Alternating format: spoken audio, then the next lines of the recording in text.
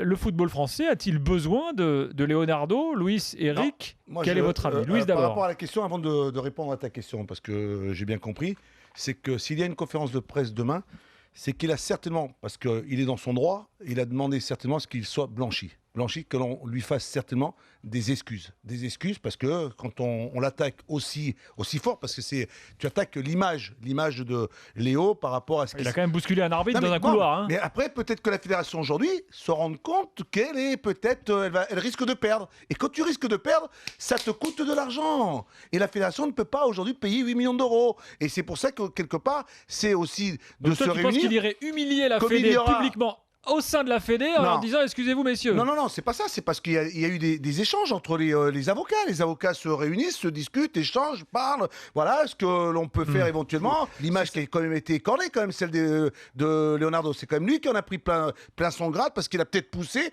Il était dans son. Je rappelle que la victime dans cette affaire, c'est l'arbitre. C'est l'arbitre. C'est pas Leonardo. Attention. Mais après, tu sais que quand on commence à aller d'affaire en affaire et quand l'affaire avance, on se rend compte que aujourd'hui, peut-être que les mecs, les avocats de la fédération, ils ont peut-être dit à Noël Le Graët ou aux instances qu'il faudrait peut-être essayer de se rapprocher de Leonardo, discuter, d'essayer de trouver un compromis, un arrangement. Et je pense qu'on ira sur ce terrain-là. Sur la deuxième partie. À ta question, tu peux me la répéter s'il te plaît? Le football français a-t-il besoin de Leonardo et de ses compétences? Dans un club, pour qu'il puisse revenir travailler, il a des compétences, il a montré qu'il est compétent, il a été dirigeant du côté du Milan AC, il est venu travailler du côté du Paris Saint-Germain, il a su apporter au lancement, il a été présent au lancement du projet du Paris Saint-Germain pour les contacts avec les agents, avec les joueurs, pour recruter aussi royalement que cela, parce que ça coûtait cher aussi. Quand tu as un carnet de chèques de 500, 600 millions d'euros pour aller acheter ce que tu veux, c'est facile d'aller sur le marché. Eric, il y va. Avec ça, quand dans une période, il était dirigeant de Marseille, il aurait peut-être eu plus de facilité pour recruter, pour prendre des joueurs. C'est facile. Maintenant, compétent comme dirigeant, oui. Entraîneur, je demande à voir.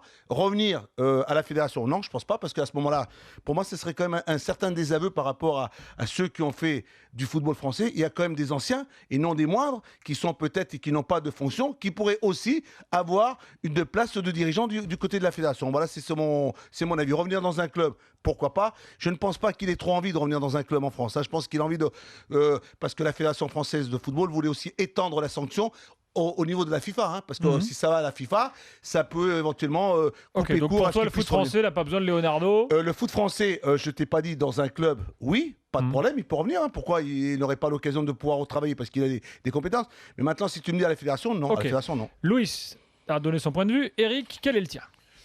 Écoute, si jamais il venait à travailler à la Fédé, parce que là, on est obligé de mettre des parenthèses, des formes, parce que là je sais pas d'où sort l'info, mais c'est parce qu'il y a eu ce litige, on va dire, parce que quand il les attaque, quand il leur demande 8 millions, comme le dit Louis, ça couine là, je suis pas sûr que... Voilà, donc là, ils sont arrivés à s'arranger. Je sais pas ce qu'ils vont dire à la conférence de presse, à la limite ça m'intéresse pas. Est-ce que dans la négociation il y a un rôle à tenir à la Fédé?